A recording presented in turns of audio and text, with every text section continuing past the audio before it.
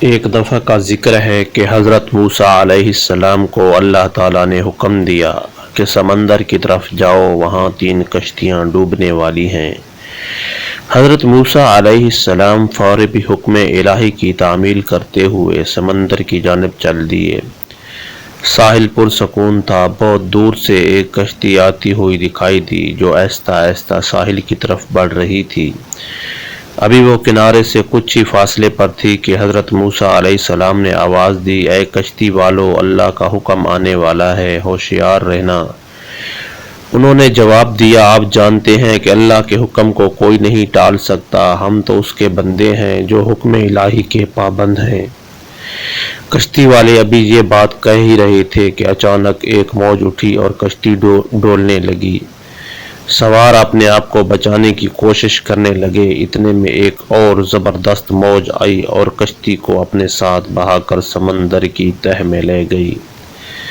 تھوڑی دیر میں ایک اور کشتی نظر آئی تو حضرت موسیٰ علیہ السلام نے انہیں بھی خبردار کیا اور کہا کہ ذرا محتاط ہو کر آنا۔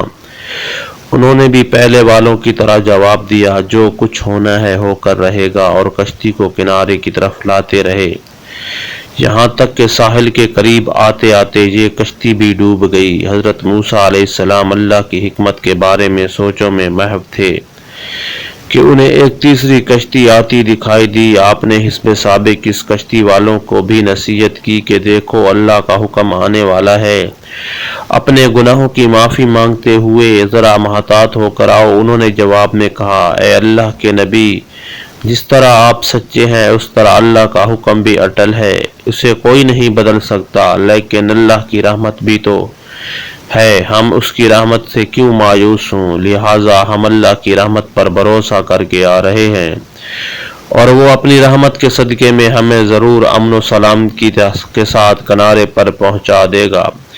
کشتی والوں کا یہ جواب سن کر حضرت موسیٰ علیہ السلام خاموش ہو گئے۔ جب کشتی بحفاظت کنارے آ لگی تو اللہ کے پیغمبر سوچنے لگے کہ اللہ نے 3 کشتیاں ڈوبنے کا فرمایا تھا، 2 تو ڈوب گئیں لیکن تیسری سلامتی کے ساتھ کنارے آ لگی ہے، یہ کیسے بچ گئی؟ ہوا کہ اے موسیٰ، آپ نے سنا نہیں، انہوں نے میرے حکم کو تسلیم کیا تھا، میری رحمت کو آواز دی تھی اور اس پر پورا توکل اور بھروسہ بھی کیا تھا، تو اس لیے یہ کشتی میری رحمت کے طفیل بچ گئی، کیونکہ جو بھی میری رحمت کے دروازے پر آ کر صدا دیتا ہے میں اسے نا امید نہیں کرتا۔